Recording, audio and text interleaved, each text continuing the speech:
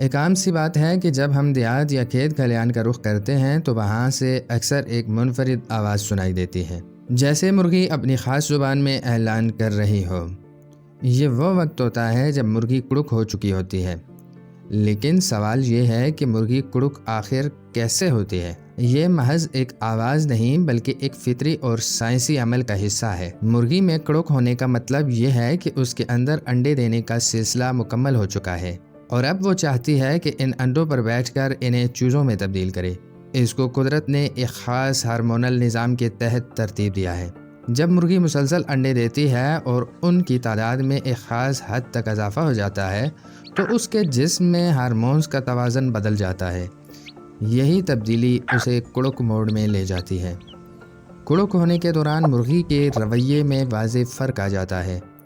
وہ زیادہ تر گھونسلے میں رہتی ہے، کم کھاتی پیتی ہے اور اپنے پروں کو اس طرح پھیلا لیتی ہے جیسے انڈوں کو ڈھم کر گرم رکھنا چاہتی ہو۔ اس دوران اس کے جسم کا درجہ حرارت بھی معمول سے کچھ زیادہ ہو جاتا ہے تاکہ انڈے مناسب گرمی میں رہ سکیں۔ آپ نے دیکھا ہوگا کہ کڑک مرغی کو اگر کوئی تنگ کرے تو وہ غصے سے آوازیں نکالتی ہے اور کبھی کبھار چونچ مارنے کی کوشش بھی کرتی ہے۔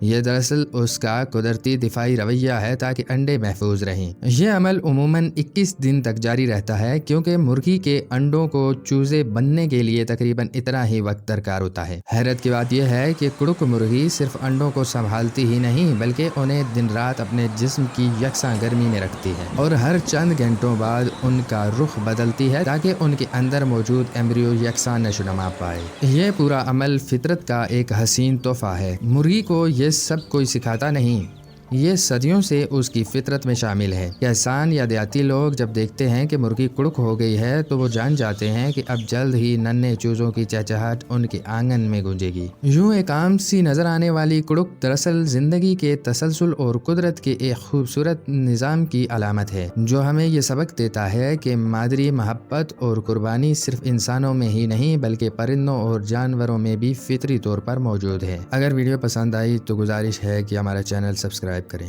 اور ویڈیو کو لائک کریں۔